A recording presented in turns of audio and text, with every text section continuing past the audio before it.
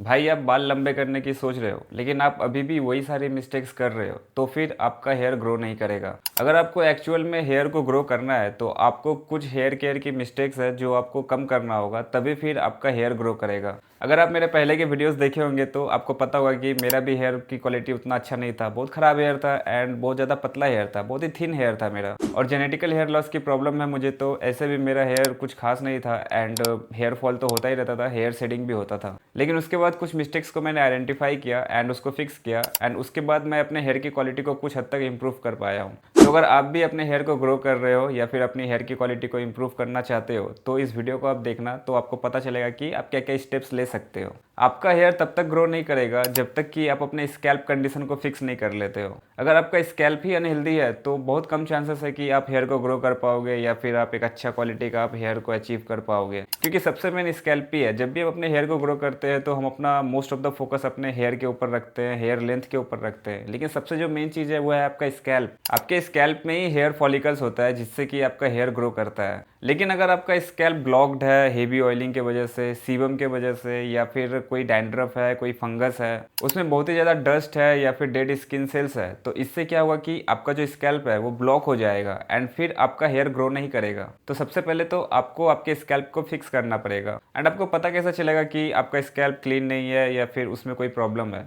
अगर आपके स्कैल्प में बहुत ही ज़्यादा इचिंग रहता है या फिर वो क्लीन नहीं है या फिर वो ग्रीजी दिखता है या फिर उसमें कोई रेडनेस की प्रॉब्लम है, या फिर जब भी आप अपने स्कैल्प पे कभी भी आप अपने टच करते हो तो आपको ऐसा फील होता है कि उसमें छोटे छोटे पिंपल्स टाइप के हैं, तो ये सब साइन है कि आपका स्कैल्प कंडीशन अभी उतना अच्छा नहीं है एंड आपको उसको फिक्स करना होगा आपके हेयर को ग्रो करने के लिए। फॉर एग्जाम्पल जैसे कि मेरा एक दोस्त है, उसका बहुत ही ज़्यादा ऑयली हेयर है एंड उसको ईचिंग की भी प्रॉब्लम रहती है एंड वो उसको क्लीन करने के लिए हर दिन शैम्पू यूज़ करता रहता था, वो भी सल्फेट जिसमें बहुत सारे केमिकल्स होते हैं वो वाले शैम्पू यूज़ करता था। क्योंकि उसका स्कैल्प ग्रीजी एंड ईचिंग था तो वो उसको अच्छा नहीं लगता था, तो उसको वो क्लीन रखने के लिए वो हर दिन शैम्पू यूज़ करता था। तो ऐसे में हुआ क्या, तो हुआ ये कि उसका जो स्कैल्प में नेचुरल ऑयल्स था वो भी स्ट्रिप आउट हो गया एंड जो सीबम का प्रोडक्शन था वो और भी ज़्यादा बढ़ गया, जिससे फिर ग्रीजी और ज़्यादा रहने लगा उसका स्कैल्प। अब ज़्यादा अगर सीबम का प्रोडक्शन होगा या फिर अगर स्कैल्प बहुत ज़्यादा ग्रीजी रहेगा तो फिर डैंड्रफ की प्रॉब्लम होगी एंड और भी कुछ फ्लेकी प्रॉब्लम्स होंगे।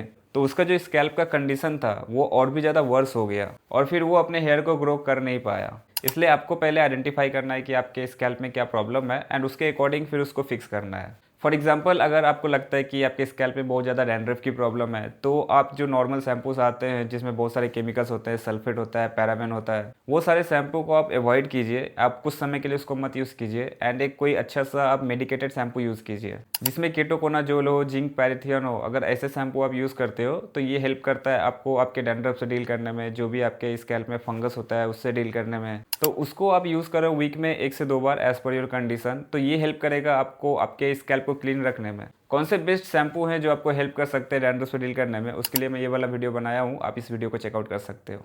और जब आप डैंड्रफ से डील करने के लिए ये सारे शैम्पू यूज़ करते हो तो आपको हर दिन नहीं लगाना है, वरना ये फिर आपका साइड इफेक्ट करेगा। फॉर एग्जाम्पल अगर आप वीक में 2 बार शैम्पू कर रहे हो तो एक बार आप एंटी डैंड्रफ शैम्पू को यूज़ करो एंड दूसरी टाइम जब आप इस शैम्पू को यूज़ करोगे तो फिर आप एक जेंटल शैम्पू को यूज़ करो। इससे आपका स्कैल्प भी बैलेंस रहेगा एंड बहुत ज़्यादा उस पर स्ट्रेस नहीं पड़ेगा। और अगर आपको लगता है कि अब आपका स्कैल्प से डैंड्रफ निकल गया है एंड उसमें अब इची जो फ्लेक्स होती है, जो इचीनेस होता है, उसकी प्रॉब्लम भी कम हो गई है, तो फिर आप वीक में आप फिर 2 वीक में एक बार आप एंटी डैंड्रफ शैम्पू को यूज़ कर सकते हो। एंड ऐसे करते करते जब आपका डैंड्रफ पूरा अच्छे से रिमूव हो जाए तो फिर आप इसको यूज़ करना बंद भी कर सकते हो एंटी डैंड्रफ शैम्पू को, एंड आप नॉर्मल जो जेंटलर शैम्पूज आते हैं आप उसको यूज़ कर सकते हो। पर ध्यान रहे जब भी आप कोई अच्छा जेंटल शैम्पू यूज़ करोगे तो उसमें सल्फेट नहीं होना चाहिए और पैराबेन नहीं होना चाहिए, वरना फिर वो कोई जेंटल शैम्पू नहीं होगा, वो एक हार्श शैम्पू हो जाएगा। कौन से बेस्ट सल्फेट फ्री शैम्पू है जिसको आप यूज़ कर सकते हो, उसके लिए आप मेरा ये वाला वीडियो चेकआउट कर सकते हो। दूसरा जो मिस्टेक है जो आपके हेयर को ग्रो नहीं होने देता है एंड आपको उसको फिक्स करना होगा, वो ये है कि wrong oil and wrong application. अब ऑयलिंग अच्छा यूज़ करना है क्योंकि ये आपके स्कैल्प हेल्थ को इंप्रूव करता है और आपका जो ब्रेकरेज होता है उसको भी ये रिड्यूस करता है। लेकिन अगर आप कोई गलत हेयर ऑयल यूज़ करोगे एंड उसको आप ठीक से यूज़ नहीं करोगे तो इससे फिर आपका फंगल ग्रोथ होगा एंड आपको डैंड्रफ की प्रॉब्लम होगी एंड और भी बहुत सारी सीरियस प्रॉब्लम हो सकती है। फॉर एग्जांपल अगर कोई पर्सन है जो कोकोनट ऑयल को यूज़ करता है, अब ऐसे तो कोकोनट ऑयल बहुत ही अच्छा हेयर ऑयल है जो आपके हेयर ग्रोथ में हेल्प करता है, लेकिन अगर आप उसे हर रात लगा के आप सो जा रहे हो एंड आप उसको क्लीन नहीं कर रहे हो अच्छे से, तो ऐसे में होगा ये कि आपके स्कैल्प में प्रोडक्ट का बिल्डअप होगा एंड उससे फिर आपका जो पोर्स है वो क्लॉग्ड हो जाएगा, वो ब्लॉक हो जाएगा एंड फिर उससे फिर आपको डैंड्रफ की प्रॉब्लम होगी, आपके हेयर ग्रो नहीं होंगे फंगल ग्रोथ होगा एंड इससे आपका हेयर ग्रो तो नहीं करेगा एंड उसके साथ साथ आपका जो ब्रेकरेज है वो भी बढ़ जाएगा। इसलिए आपको एक सही हेयर ऑयल को यूज़ करना है और आपको सही तरीके से यूज़ करना है। आपको वीक में 1 से 2 बार ही आपको डीप ऑयलिंग करनी है as per the condition. For example आप कैस्टर ऑयल को यूज़ कर सकते हो, कोकोनट ऑयल को यूज़ कर सकते हो फॉर डीप ऑयलिंग। इसमें आपको हेयर ऑयल को लेना है एंड आपके स्कैल्प पे अच्छे से उसको लगाना है, आपके हेयर पे नहीं, आपके स्कैल्प पे अच्छे से लगाना है। स्कैल्प पे भी लगाना है एंड आपके पूरे हेयर पे भी लगाना है एंड फिर आपको उसको कम से कम 2 से 4 घंटे आपको रखना है। उसके बाद एक अच्छा सल्फेट फ्री शैम्पू से आपको वॉश आउट कर लेना है। आप ओवरनाइट भी ऑयलिंग को करके रख सकते हो। आप रात में डीप ऑयलिंग करके आप सुबह उठ के उसको शैम्पू से वॉश कर सकते हो। तो castor oil and coconut oil बहुत ही अच्छा ऑप्शन है। मैं खुद यूज़ करता हूँ पर्सनली एंड मैं भी वीक में 2 बार ही ऑयलिंग करता हूँ। Castor oil and coconut oil को मैं मिक्स करके यूज़ करता हूँ। और जब आप ऑयलिंग कर रहे हो तो फिर आपको अच्छे से आपके फिंगर से आपको आपके स्कैल्प पे अच्छे से मसाज भी करना है, जिससे कि आपका ब्लड सर्कुलेशन भी बढ़ जाएगा एंड आपका जो ऑयल का एब्जॉर्प्शन है वो भी इंक्रीज हो जाएगा। आप किसी डब्बे में coconut oil and castor oil को आधा आधा करके मिक्स कर लो एंड फिर आप इसको यूज़ कर सकते हो। आपको ऑयलिंग डेली नहीं करना है। अगर आप डेली कोई हेयर ऑयल यूज़ कर रहे हो, अगर आपका हेयर बहुत ज़्यादा ड्राई दिखता है या बहुत ज़्यादा फ्रिजी दिखता है, तो आप कोई लाइटर हेयर ऑयल को यूज़ करो एंड उसको आप स्कैल्प पे यूज़ मत करो, वो आपके हेयर लेंथ पे आप इसको यूज़ करो। आप शावर लेने के बाद आर्गन ऑयल को यूज़ कर सकते हो या फिर आप ग्रेपसीड ऑयल को यूज़ कर सकते हो। 1 से 2 ड्रॉप लो एंड उसको अच्छे से अपने हैंड पे आप इमल्सिफाई करो एंड उसके बाद आपके हेयर लेंथ पे लगाओ, हेयर सैफ्ट पे लगाओ। तो अगर आप ऐसे हेयर ऑयलिंग करोगे तो ये सपोर्ट करेगा आपके हेयर को ग्रो करने में। नेक्स्ट जो मिस्टेक है जो आपको फिक्स करना होगा वो ये है कि आप हेयर ग्रोथ पे ध्यान तो दे रहे हो, आप हेयर को ग्रो करने के लिए बहुत सारी चीज़ें कर रहे हो, लेकिन दूसरी तरफ आप खुद ही अपने हेयर को डैमेज भी कर रहे हो। तो इससे होगा ये कि रिजल्ट कुछ भी नहीं होगा, जीरो होगा या तो ये फिर निगेटिव में होगा। इसलिए सिर्फ आपको हेयर को ग्रो कैसे करना है उस पर ध्यान देने के बजाय आपको इस पर भी ध्यान देना होगा कि हेयर को ब्रेकरेज होने से रोकना कैसे है। फॉर एग्जाम्पल जैसे कि आपका जो हेयर ग्रो होता है वो रूट से होता है, तो वो रूट से ग्रो होता जा रहा है एंड जैसे जैसे ग्रो हो रहा है आप उसको डैमेज भी करते आ रहे हो, तो होगा कि रिटर्न में आपका जीरो रिजल्ट होगा। इसलिए आपको दोनों चीज़ों को अच्छे से फिक्स करना होगा। फॉर एग्जांपल अगर आप डेली आप ब्लो ड्राई से अपने बाल को सुखा रहे हो, उसको हीट स्टाइल कर रहे हो ताकि आपका एक क्लीन लुक मिल सके, तो ऐसे में आप अपने बालों को डैमेज कर रहे हो। आप बार बार हीट दोगे तो आपका बाल डैमेज होगा एंड आपका स्प्लिट एंड्स बढ़ेगा एंड वो सामने से स्नैप ऑफ हो जाएगा, टूट जाएगा, जिससे कि जो आप हेयर ग्रो करना चाहते हो वो फिर कभी पॉसिबल नहीं होगा। डायरेक्ट हीट बहुत बड़ा रीज़न है आपके हेयर फॉल होने का एंड आपका हेयर जो ग्रो नहीं होता है। सिर्फ हेयर ड्रायर से ही जो हीट निकलता है उससे नहीं, किसी भी टाइप का हीट, अगर आप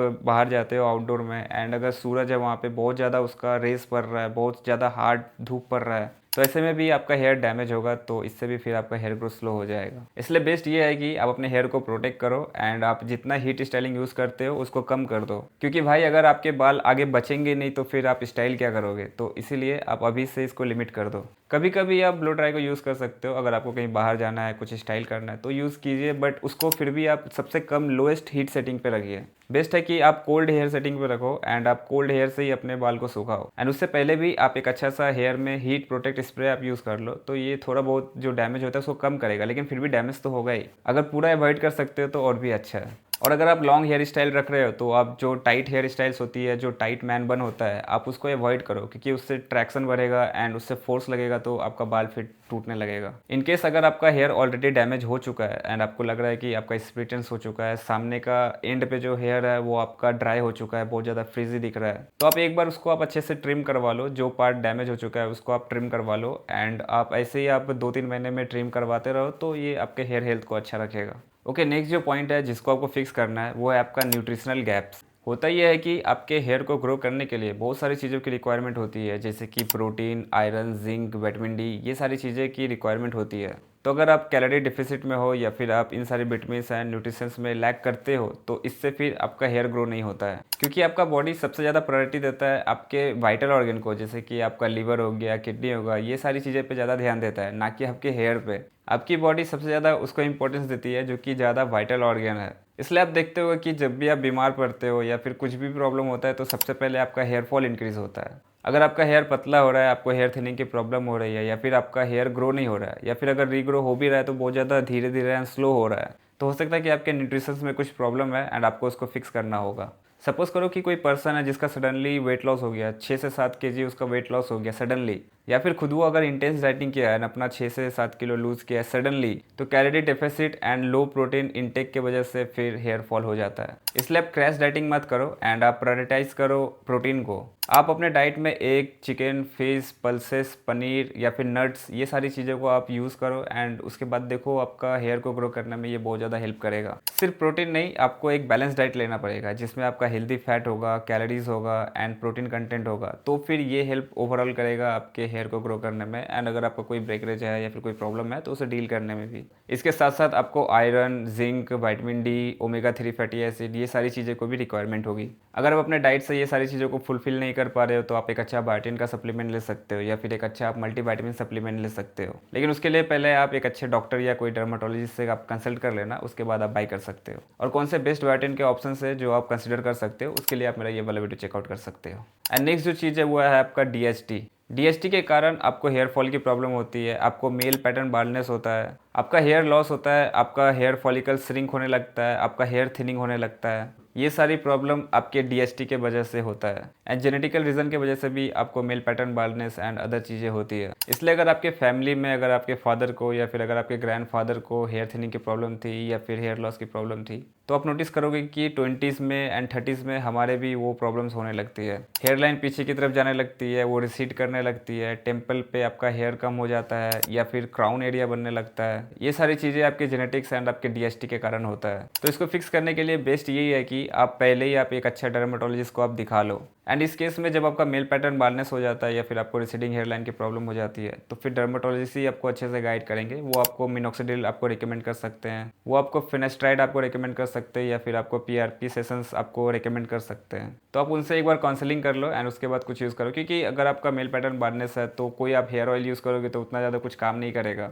ऐसे में आपको मिनोक्सिडिल एंड अदर चीज़ें की तरफ जाना पड़ सकता है। तो आप एक बार आप कोई अच्छे से डॉक्टर या डर्मेटोलॉजिस्ट सब दिखा लेना एंड वो आपको अच्छे से गाइड कर पाएंगे। नेक्स्ट है आपका स्ट्रेस एंड आपका स्लीप। आपने ये पहले भी सुना होगा कि स्ट्रेस लेने से आपका हेयर फॉल बढ़ता है, क्योंकि अगर आप हाई स्ट्रेस लेते हो तो सच में इससे आपका हेयर पे नेगेटिव इंपैक्ट पड़ता है। जब भी आप कोई हेवी स्ट्रेसफुल इवेंट में जाते हो तो फिर आपका हेयर फॉल इंक्रीज हो जाता है, यानी आपका 2 महीना 3 महीना भी चलता रहेगा। ऐसे में आपकी हेयर की क्वालिटी बहुत ज़्यादा खराब हो जाती है एंड उसको फिक्स करने में फिर बहुत ज़्यादा टाइम लग जाता है। इसलिए बेस्ट है कि आप जितना कम से कम स्ट्रेस लो, जितना आप इसको अवॉइड कर सको उतना ज़्यादा ही बेटर होगा। अब जैसा कि मैंने पहले भी वीडियो में बोला था कि स्ट्रेस तो आपकी लाइफ से जाएगा नहीं, कुछ ना कुछ का तो आपको स्ट्रेस रहेगा ही, तो आपको उसको अच्छे से डील करना होगा, आपको उसको अच्छे से मैनेज करना होगा। उसके लिए आप मेडिटेशन कर सकते हो, आप एक्सरसाइज कर सकते हो, जिम जा सकते हो, फिजिकल कोई एक्टिविटी कर सकते हो, या फिर अगर आपको कोई हॉबी है तो आप उसको परस्यू कर सकते हो, आप गिटार बजा सकते हो, सिंगिंग कर सकते हो। मैं पर्सनली अपने स्ट्रेस से डील करने के लिए मैं जिम जाता हूँ, मैं एक्सरसाइज करता हूँ, तो मैं अभी स्ट्रेस को अच्छे से मैनेज कर पा रहा हूँ। तो आप भी आप एक्सरसाइज इंक्लूड कर सकते हो, जिम जा सकते हो, या फिर जो भी आप कोई फिजिकल एक्टिविटी स्पोर्ट्स खेलना चाहते हो आप वो सारी चीज़ें कर सकते हो अपने स्ट्रेस को मैनेज करने के लिए। योगा कर सकते हो, या फिर अगर आपको राइटिंग करना पसंद है, जर्नलिंग करना पसंद है, तो वो सारी चीज़ें भी आप कर सकते हो। एंड स्लीप, इसको भी आपको फिक्स करना होगा। आपको अच्छे से आपको 7 से 8 घंटा की आपको साउंड स्लीप लेना होगा एंड आपको स्लीपिंग का एक कंसिस्टेंट शेड्यूल बनाना होगा। ऐसा नहीं कि आप किसी भी टाइम पे सो रहे हो एंड 7-8 घंटे के बाद उठ रहे हो। ऐसा करोगे तो फिर ये प्रॉब्लम क्रिएट करेगा। आप एक फिक्स टाइम पे उठो एंड आप एक फिक्स टाइम पे सोने जाओ, तो ये ज़्यादा बेटर है। जब आप क्वालिटी स्लीप लेते हो तो आपका बॉडी रिकवर करता है, वो आपकी बॉडी को हील करता है। तो जितना अच्छे से आप अपने बॉडी को रेस्ट दोगे तो उतना बेटर होगा। तो स्लीप बहुत इंपॉर्टेंट है, आपको अच्छे से स्लीप लेना है एंड आपको बहुत ज़्यादा सोना नहीं है, ओवर स्लीपिंग नहीं करना है और आपको कम भी सोना नहीं है। बेस्ट है आप 7 से 8 घंटे के बीच आप सो रहे हो तो ये बेस्ट होगा। नेक्स्ट पॉइंट ये है कि जिसको आपको अभी के अभी फिक्स करना चाहिए वो है पुअर सर्कुलेशन टू स्कैल्प। अगर आपका ब्लड सर्कुलेशन अच्छा नहीं है तो इससे आपको बहुत ज़्यादा प्रॉब्लम होने वाली है, क्योंकि जो ब्लड है वो सारे न्यूट्रिशंस को ब्रिंग करता है आपके स्कैल्प तक एंड जब आपका वो सही नहीं रहेगा तो फिर इससे आप न्यूट्रिशंस में लैग कर जाओगे। तो आप अपने स्कैल्प में मसाज करो। अगर आप दिन में 5 से 10 मिनट के लिए भी अगर आप अपने स्कैल्प में सर्कुलर मोशन में आप अगर मसाज करते हो तो इससे आपका ब्लड फ्लो इंक्रीज होता है एंड जो भी न्यूट्रिशंस है वो आपके स्कैल्प तक पहुंचता है, जो हेल्प करता है आपके हेयर को ग्रो करने में, रीग्रो करने में। स्कैल्प मसाज तो अच्छा है ही, इससे आपका ब्लड फ्लो इंक्रीज होगा एंड अगर आप एक्सरसाइज करते हो तो ये और भी अच्छा होगा, क्योंकि जब आप एक्सरसाइज करते हो तो आपके पूरे बॉडी में भी ब्लड फ्लो बनता है। तो रेगुलर एक्सरसाइज एंड अगर आप रेगुलर स्कैल्प मसाज करते हो तो ये बेस्ट काम करेगा आपके हेयर को ग्रो करने में। एंड फालतू की चीज़ें जो आप कंज्यूम करते हो जैसे कि निकोटिन हो गया, अल्कोहल हो गया, ये सब कंज्यूम आप बिल्कुल मत कीजिए। ये बेकार चीज़ें हैं एंड ये आपकी पूरी ओवरऑल हेल्थ को ख़राब कर देगी। नेक्स्ट पॉइंट ये है कि आप रॉन्ग प्रोडक्ट को यूज़ मत करो एंड हार्श इंग्रेडिएंट्स जो हैं उसको आप यूज़ मत करो, जैसे कि अल्कोहल बेस्ड प्रोडक्ट्स हो गया या फिर सल्फेट बेस्ड प्रोडक्ट्स हो गया, पैराबेन वाले प्रोडक्ट्स हो गए। आप हेयर को स्टाइल करने के लिए आप हेयर वैक्स यूज़ करते हो तो उसमें बहुत सारे alcohols and other harsh chemicals होते हैं जो आपके बालों को डैमेज करता है। आपका हेयर फॉल तो बढ़ेगा ही, उसके साथ साथ आपका हेयर वाइट भी होने लगता है। या फिर अगर आप अपने हेयर में कलर करवाते हो बहुत ज़्यादा एंड अगर आप उसको ब्लीच करते हो तो इससे तो भाई बहुत ज़्यादा डैमेज होगा आपका हेयर। इसलिए जो हार्श केमिकल्स वाले प्रोडक्ट्स है, जो स्टाइलिंग प्रोडक्ट्स है, जो स्टाइलिंग टूल्स है, हेयर स्ट्रेटनर हो गया, ब्लो ड्रायर हो गया, ये सब आप पूरा लिमिट कर दो। इसको आप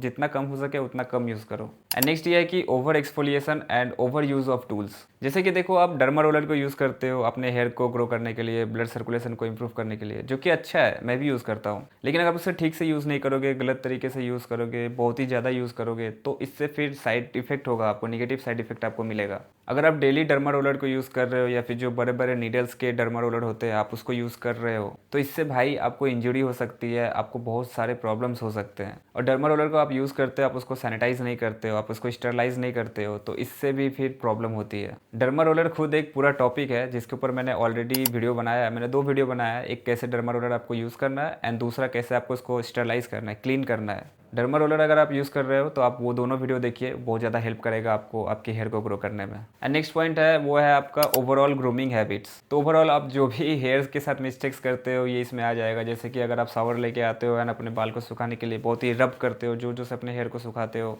शावर लेके आने के बाद ही आप कंघी करने लगते हो अपने गीले बाल में, ये सारी बैड हैबिट्स है जो आपके हेयर को डैमेज करता है। हेयर ऑयल को पूरा दिन आप लगा के रखते हो, डेली आप अपने हेयर को वॉश करते हो शैम्पू से, तो ये सारी रॉन्ग हैबिट्स है। बहुत ज़्यादा टाइट हेयर स्टाइल रखते हो या फिर बहुत ज़्यादा अपने हेयर पे प्रेशर डालते हो तो ये सारी भी रॉन्ग हैबिट्स है। गीले वाले में आपको कंघी नहीं करना है क्योंकि जब आपका हेयर वेट होता है तो वो सबसे ज़्यादा डेलिकेट होता है। उस टाइम अगर आप बहुत ज़्यादा फोर्स दोगे या फिर बहुत ज़्यादा रब करके अपने टॉवल से हेयर को सुखाओगे तो सिर्फ आपका डैमेज इंक्रीज होगा। इसलिए पहले आप अपने बाल को एयर ड्राई होने दो, सूखने दो उसको नेचुरली एंड उसके बाद फिर टैप करो, आप अपने टॉवल से डैप करके आप अपने हेयर को सुखाओ। एंड बाल को आपको कॉम्ब करने के लिए या फिर उसको डिटेंगल करने के लिए आपको एक वाइट टूथ कॉम्ब आपको यूज़ करना चाहिए। तो ये सारी कुछ रीजंस है जिसको आपको फिक्स करना चाहिए ताकि आपका हेयर ग्रोथ अच्छे से हो सके। जैसे कि पहले आप आइडेंटिफाई करो कि आपका स्कैल्प का कंडीशन कैसा है, कि उसमें कोई रेडनेस है, इचिंग है, डैंड्रफ की प्रॉब्लम है, तो आप एक अच्छा मेडिकेटेड शैम्पू आप यूज़ करो। आप अपना डाइट को फिक्स करो, आप प्रोटीन रिच मील्स इंक्लूड करो एंड जिसमें विटामिन है, न्यूट्रिशन है, वो सारे खाना खाओ।